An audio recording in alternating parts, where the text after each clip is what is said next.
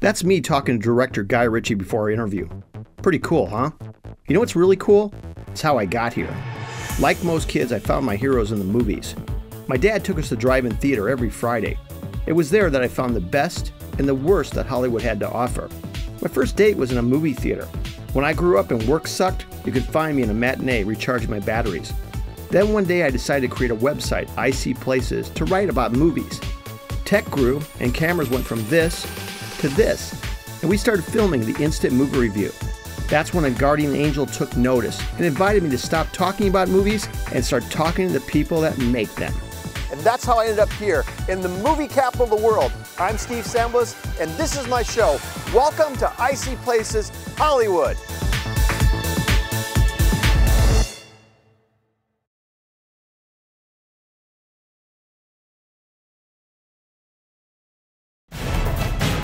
One movie, two critics in the parking lot. Instant Movie Review. Hey guys, okay, so this is our instant movie review of the movie Project X. And who are you? I'm Steve Samblis, and this is Roger. Roger from Viking Recycling. Viking Recycling. Remember, if you don't give a hoot, please throw away your loot. That's great. That was fantastic. Well done. So this movie was Cloverfield. It was every shaky cam movie mixed with The Hangover and American Pie. I don't know. It was basically, I don't know. First of all, I have to say though that cameraman had the best miking system in the world. Dude, I know, because he's shooting somebody 3 blocks away, and you can hear him. And you can hear him perfectly. That was incrable. I mean, I got to find that camera. Yeah, exactly. We had a. Clearly, if we had one of those cameras during All-Star Weekend, we could hear some of the concerts we shot, but no. I wasn't there. High five. Harold didn't do so good. Oh, yeah, do you remember Harold? What happened? Okay, he was there for that. Yeah, I was sick the whole weekend. Yes, you were. And anyways, plus you didn't have credentials. So the movie, it was actually okay. I hated the beginning. I was going, oh hell, not another one of these. He was. Yes, I was hating it. Yep. But it came to its own. Well, let's put it this way. It's a movie that every high school and early college student is going to like. And it's every movie that every 40-year-old and above is going to say, God, it was not like that when I was in high school. Holding out like Christine Aguilera. It's kind of weird, dude. I don't think you're. She holds a mic like that? Yeah, she kind of. Oh wait, I was blocking the logo. There we go. Perfect. Yep. Yeah. Yeah. Well, here's the problem with this movie. Tell me about the problem, Steve. The problem with this movie is somebody's going to do this. Somebody's actually going to do this. Well, why don't you tell me about this movie here, Steve, and tell me something about that. The problem with this movie is somebody's going to actually do this. They're actually going to go out there and that's too shame.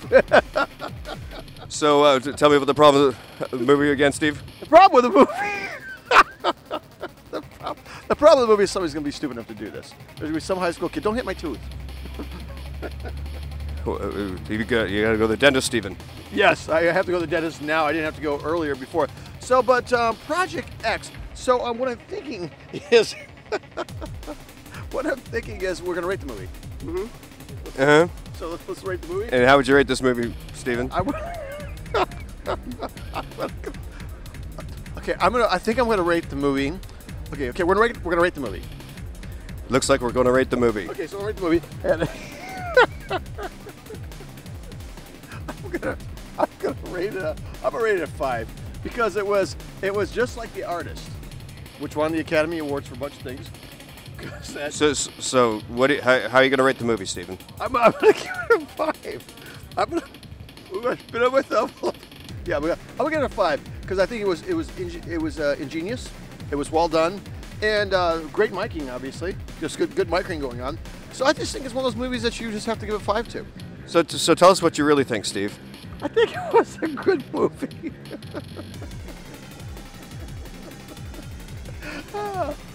You know, back in the 40s, I used to do boom miking for a career.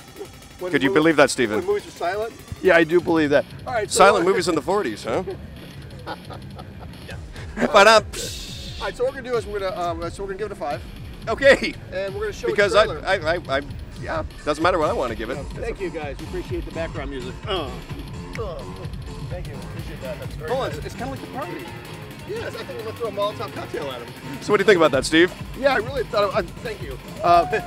Wait, is this even a review? Is what I'm wondering. It's a movie review. It's a movie review. All right, so yeah, so we're gonna show a trailer, Yes, and this is another episode of I See Places Hollywood, actually. absolutely it is. And I'm going back to LA, so you're not gonna see Roger here for a while. Well, But we will. I might have to fly in for once in a might while. come back in, You know, I that's might have right, to but come we'll- and make your life miserable. So we will see you guys next week, and we're going to leave you at the trailer of the movie Project X. X. Thank you very much, and you have a wonderful evening now. You hear? Good evening. Thank you. Mom, Dad, it's me, Thomas. Where do I start? This is supposed to be a small get-together. I wanted to be cool for one night. You know, I wanted girls to notice me. Then things just got a little out of control. Tonight's about the girls we never had a shot at. Tonight's about changing the game.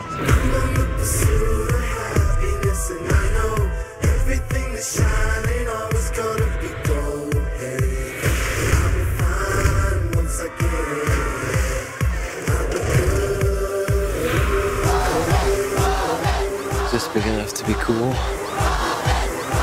Game changing.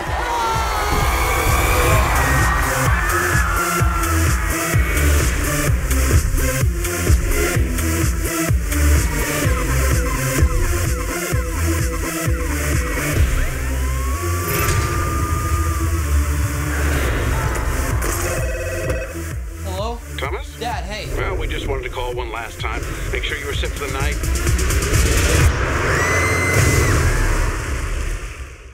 Yep, all good.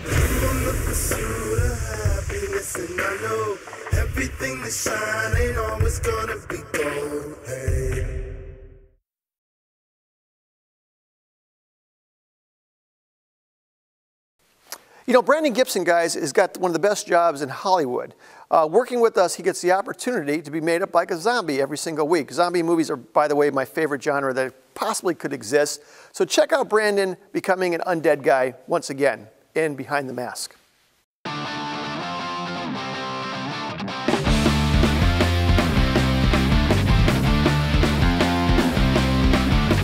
Hey everybody, Brandon Gibson. I'm smack in the middle right here of Mel Makeup and Effects Lab. This is where it all happens, and I'm here with two-time Emmy-nominated Mike Spatola. Mike, thanks for hanging out with us. Thanks for showing us around. This place is awesome. Thank you. I feel like, I said this to you earlier, I feel like a little kid. When we met, I said I feel like I'm a little kid running to Disneyland with all these things around, all these different heads and full characters and all this stuff, and this is what you get to do. Oh, good gracious. Give us a little background on you. When did all this start for you? When did you say, this is what I'm digging, this is what I'm into, this is how I want to live? Well, when I was a kid, I wanted to be a doctor because doctors make monsters. And then I found out doctors don't make monsters, makeup artists make monsters. Right. And so I got every book I could get my hands on about makeup, about Lon Chaney and all of that. And I started studying and practicing and stealing my mother's makeup, just like every other guy like me. You know, it's sort of the same story. We got the Dick Smith Do-It-Yourself Monster Makeup Handbook and started putting gelatin on our faces and stuff like that. And that's how it got started. I was about 10, 11 years old when I started like sticking stuff on my face. So you knew then this is what you wanted to do? It was definitely one of the things I wanted to do. I also wanted to be a professional magician, and I did that for a while, but magicians starve, so I did this. Yeah. You worked on some pretty amazing things. If you remember Tales from the Crypt, right here, Edward Scissorhands, Terminator 2 Judgment Day. Yeah. I mean, I could go on a laundry list and list all these things that you've done and been a part of. And just recently, we were talking about this a little bit earlier when I met you initially. You did some work for, you guys did some work for the Avengers, for the Iron Man, Dexter. There are so many things, and if you look around the room, you see different props and things from the Drew Carey Show. There's a lot here from Star Trek. There's Chester the Cheetah. There's Thomas the Train. I mean, there's so many things around here. Tenacious D, being John Malkovich. There's stuff from Pushing Daisies hanging up. Yeah. Definitely Star Trek. Super Mario Brothers. Yeah. There's that. A lot of people really love that. The Goomba. Yeah. Tons of stuff here, you know, from commercials and features. And it's great. And even some stuff that there's some stuff that you said these were prototypes, some armor and things over here. that looks like it should be in. It should be in a movie. It should be in a movie that spawns a video game, that spawns, and all this other thing. Should be. There's tons of stuff in here that just makes you just go out of control, and this is what you get to do. I think it's amazing. So we're going to walk around, and Mel's it's not just about the makeup and the special effects. There's so many other elements to what goes on in here, and you're going to give us a little tour, show us around. But one thing that's really cool that I haven't mentioned yet is that you've got a book out. You decided how long ago to write the book? 2 years ago. 2 years ago, you wrote the book, it's out, and then all of a sudden you get all these things back in your lap, and it's like you get to relive it all over again and start over. Tell us a little bit about the book. Okay, well, the book was sort of a labor of love. I really wanted to do something that sort of paid respect to the Dick Smith book that I mentioned earlier, the Monster Makeup Handbook. And so it has the feeling, the flavor of that book, where people can look at it and go, hey, I can do this. And it's all done in a very fun way. It's actually written how I speak. So it's not like a textbook, it's not very dry. It's a lot of fun, and it definitely has my sense of humor in it. And things, when it talks about the vampire, it makes a joke about how vampires aren't supposed to sparkle. They should burst into flames, but they should never sparkle. Right. Things like that. And it goes from very simple paint and powder, just doing things with grease paint, to silicone appliances and prostate transfers and foam latex appliances, and gives everybody a real taste of how every one of these things is done, and with the feeling that they can do it. It's called the Monstrous Makeup Manual, Book 1. I did that for a reason. All right. And you can get it on my website, which is www.hauntingconsultant.com. Okay.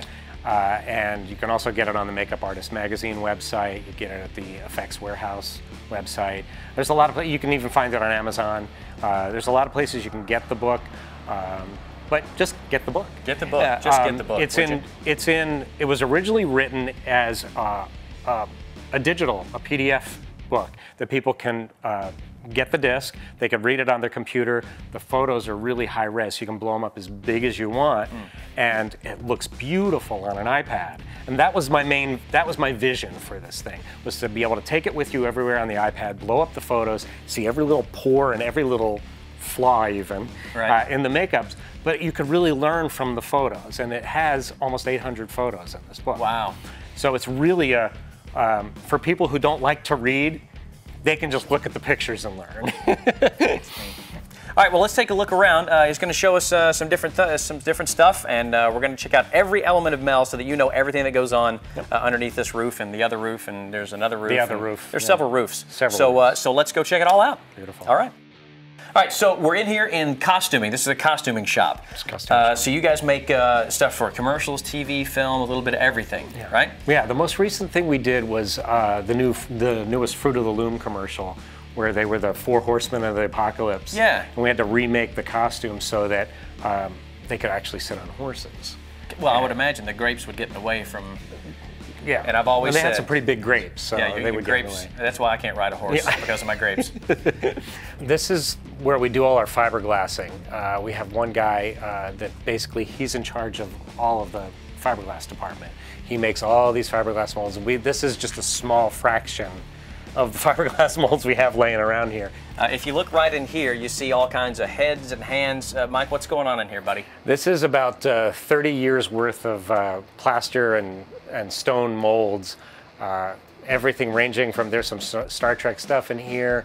There's molds I made in here 20, 30 years ago that are still here, still usable molds.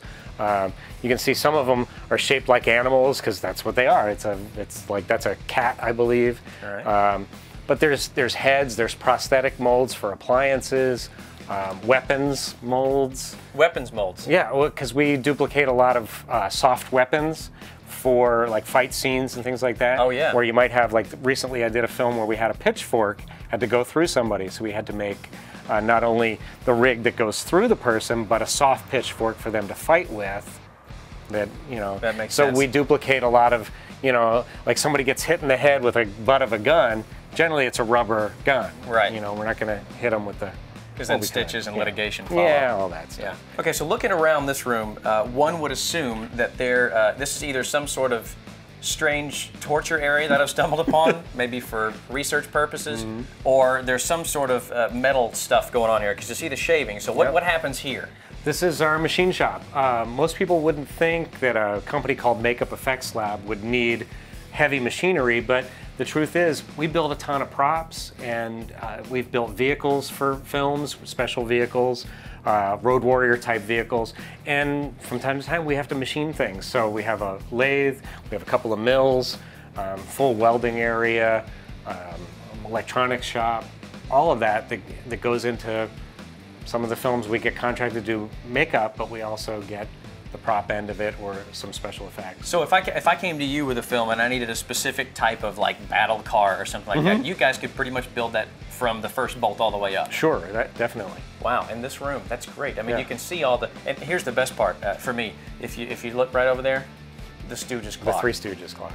The Stooges clock, that's my favorite part of this room right here. And here we are in, I'm guessing, the wood shop, because I can smell the dust, the sawdust and stuff. So what goes on in here in the wood shop? We often get contracted to build things out of wood, and most recently we did a big job for Coffee Bean and Tea Leaf, where we made fixtures from all of the stores, like these point of purchase displays. Another thing you wouldn't think a Makeup Effects company, but the client was somebody that we dealt with years and years ago in some film project, and then he moved on to do Saks Fifth Avenue window dressings, and so we did stuff for him there. Now he's with Coffee Bean and Tea Leaf, and now we're building stuff for him there.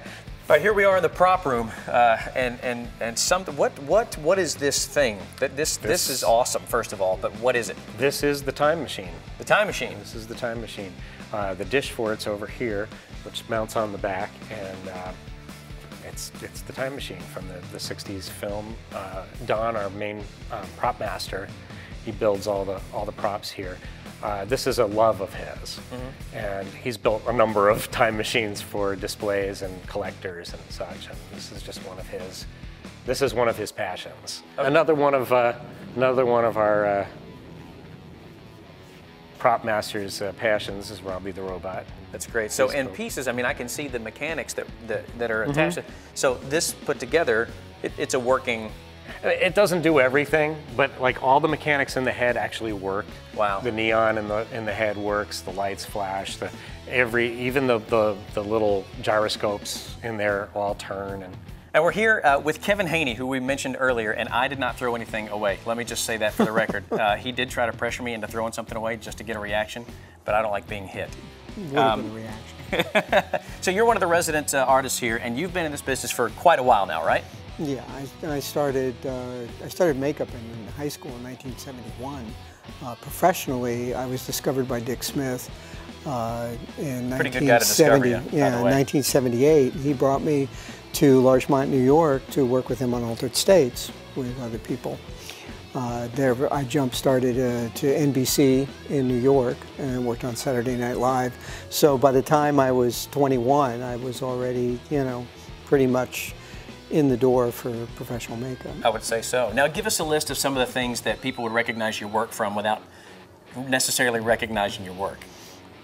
Some of the monsters things you've created, makeup jobs you've created. Addams Family 1 and 2, Romeo and Michelle's High School Reunion, Air Force One, Shawshank Redemption. I do all of Marty Short's character work.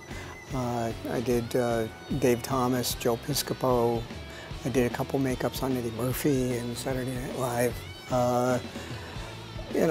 The amazing thing is this man actually, I'm standing next to a man that actually has an Academy Award. And how many Emmys do you have? I mean, it's a laundry list, right? I have to visualize the mantle because the Oscar's in the middle, and then there's, I believe there's 3 on either side, so it'd be 6. He has to stop and count all the awards. I actually have half a stroke when I try to draw a stick figure. I'm not getting any awards anytime soon. So Kevin, listen, thank you so much for spending a couple of minutes with us. Okay, now this room, I love this room because this is almost, I mean, it almost looks like a trophy room to me with all this stuff. Who is this lovely lady that has been, I think she's been groping me a little bit. Yeah, this is Jerry Ryan as 7 of 9 from Star Trek Voyager. And this is her as the Borg before they took out all of her implants and made her pretty. We did the costume for her. And this is scale, and this is her actual size. This is her. Actually, Jerry Ryan, yes. Wow, wow. Some of these other things I see, apes' heads and aliens and the Jason mask, all these things. Klingons are in here. I mean, there's all kinds of stuff in here. So this is essentially kind of the trophy room, right? It is. It's our main entryway. It's the first thing that clients see when they come in the door. So we have some choice pieces out, some that are really recognizable, and some that people go, gosh, I've seen this before, but I don't know what it's from. You know, I think that the Jason is a really cool piece because it's the first time we ever saw Jason with the hockey mask. Yeah. Was Friday the 13th Part 3 in 3D. Yeah. Before that, he didn't exist in Part 1. He was just a figment of their imagination or whatever. He was in a dream sequence. The mom was the killer. The second one, he wore a sort of potato sack over his head. And then the third one is where he got the iconic hockey mask. Yeah. And the one we have, I'll just step off and grab it, has the little slit in it where he gets the axe in the head. Yeah. But this is the actual mask, and that's crazy. I'm actually holding Jason's face right now. That's pretty amazing. Now we're gonna have a little fun. You're gonna turn me into something that's not me, right? Yes. Okay, so here we are in the makeup room. I'm about to get completely zombified. Is that the word you use? That's zombified? a good word, yeah. Right, I'm gonna get zombified. What are we gonna use to get me that way? A division of our company is called Mel Products, and we make Pax Paints, which is an adhesive-based paint for prosthetics. We make bald cap plastic, and we make these new encapsulated silicone appliances that we sell. And I'm going to actually use pieces from the Zombie Kit 1 and the Zombie Kit 2 to make you into a zombie.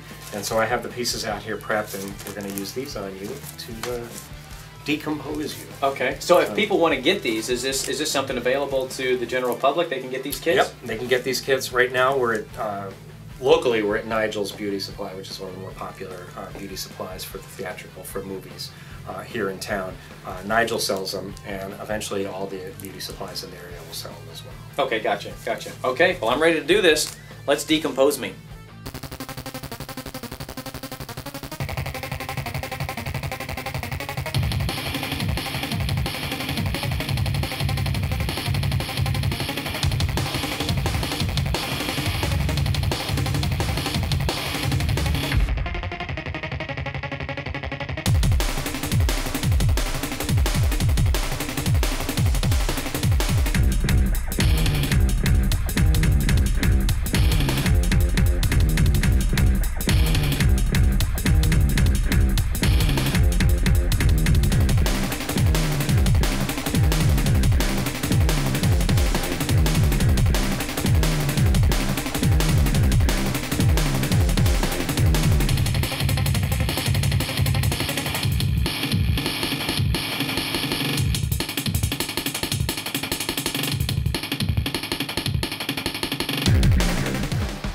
Let's go out and have a party. Oh, it looks so good.